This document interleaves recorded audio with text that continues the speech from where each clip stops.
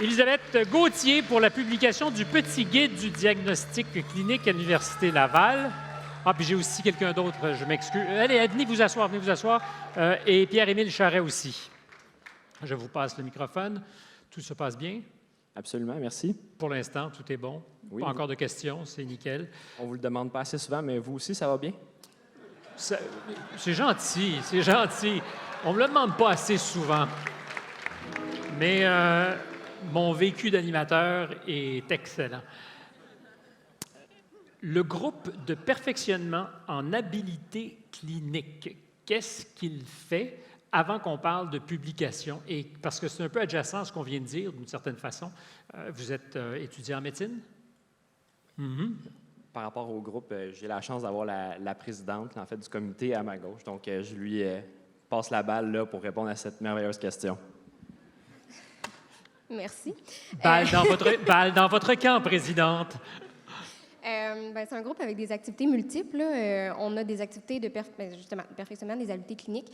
On travaille avec les étudiants là, pour tout ce qui est questionnaire, examen physique des patients, tout ce qui est vraiment le côté pratique de la pratique médicale. On organise des ateliers pour les différents systèmes qu'on voit dans notre pratique. On organise des pratiques de nos examens simulés là, avec des patients simulés. Puis on a... Des patients simulés, c'est des gens qui jouent aux patients ou c'est des... C'est des patients? acteurs. Ah, c'est des acteurs. Non, c'est des acteurs là, qui jouent comme s'il y avait vraiment une problématique là, qu'on verrait en clinique, puis ils ont vraiment un cas à apprendre, puis on les soigne comme si c'était vraiment des patients. Puis une grosse partie de notre comité aussi, c'est au niveau de l'éducation des habiletés cliniques, puis on fait ça par nos livres, notre application, justement avec le nouveau livre là, qu'on vient présenter ici. Mais c'est du travail qui se fait en marge du travail scolaire officiel, c'est-à-dire que vous offrez vraiment ces services pour perfectionner, même si ce n'est pas inscrit au curriculum. Absolument. C'est quelque chose qui est sur une base volontaire. Les étudiants participent à nos ateliers sur une base volontaire, puis nous, on l'offre également là, en dehors de notre cursus scolaire. Est-ce qu'il y a beaucoup de bases volontaires qui se présentent? Oui, absolument. On a des activités. On a 180 étudiants sur 240. Puis si on en a juste 180, c'est parce qu'on a une capacité d'accueil maximale. De 180? Exactement. Donc, les trois quarts de la cohorte sont avec vous? Exactement. Je pense qu'ils aiment bien nos activités, puis on aime ça, faire à semblant qu'on est des médecins. C'est fun. Moi, j'ai déjà croisé un médecin qui faisait semblant qu'il était médecin et qui était médecin. Et c'est pas une blague, c'est pas une belle expérience. Je suis certain que vous ferez mieux. Vous publiez des guides, ça participe de l'exercice. Il y a un petit dernier, d'ailleurs, qui est un guide sur la méthode diagnostique, c'est ça? Oui, en fait, pour comprendre un petit peu là, la rédaction là, de cet ouvrage-là, ça s'inscrit dans le cadre des œuvres du groupe de perfectionnement des habiletés cliniques. Les deux premières étant le petit guide de l'entrevue médicale, comme son nom le suggère, hein, ça servait à éduquer un peu nos collègues là, sur l'entrevue médicale. Ensuite de ça, l'autre petit guide des habiletés cliniques un peu plus centré sur l'examen physique, alors que quand on a fait un peu la synthèse de ces ouvrages-là, ce que ça apportait à nos collègues étudiants, on voyait qu'il manquait un petit quelque chose par rapport à tout ce qui était raisonnement clinique. On a comme pris ce qui était de bien dans chacun de ces ouvrages-là. On a ajouté des nouveautés, puis on a créé un nouvel ouvrage de toute pièce avec ça. Là. Si on est capable de publier le petit manuel, c'est qu'on a compris la mécanique. J'imagine que l'exercice vous aide aussi un peu. Oui, absolument. Honnêtement, là, on en parle régulièrement, là, mes collègues co-auteurs principaux, puis même avec les autres, tous les étudiants qui ont participé, hein, de s'adonner à cet exercice-là, ça a un énorme bénéfice là, pour tout ce qui est de la pratique clinique, parce que nous, on a fait ça au pré-externat alors qu'on était sur les bancs d'école, puis là, la transition vers l'externat, ça nous mène à rencontrer des vrais patients, puis on a toujours en tête là, ces exercices-là auxquels on s'est adonné là, en rédigeant ces outils de pédagogie-là. Je me trompe ou le fait de travailler entre pairs vous rend meilleur par-delà ce que vos profs vous apprennent?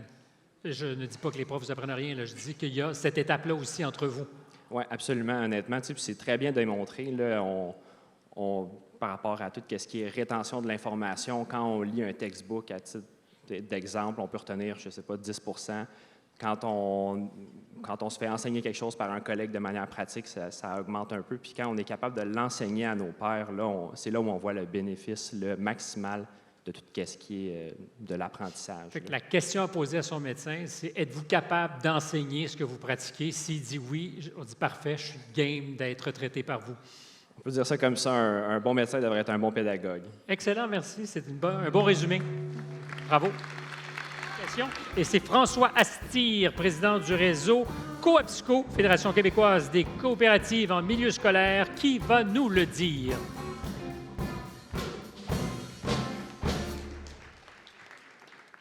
Alors, félicitations à tous les projets. Ce sont de très beaux projets. Et c'est un plaisir pour Coapsco et pour Édition Fides, qui est sa maison d'édition, de s'associer depuis tant d'années à Force Avenir en soutenant la catégorie Avenir, Société, Communication et Éducation. Le ou la lauréat est publication du petit guide de diagnostic clinique.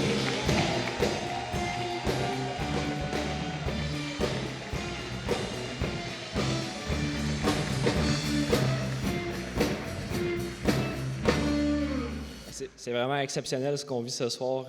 Félicitations à tous les lauréats. Merci à tout le monde pour l'organisation de la soirée.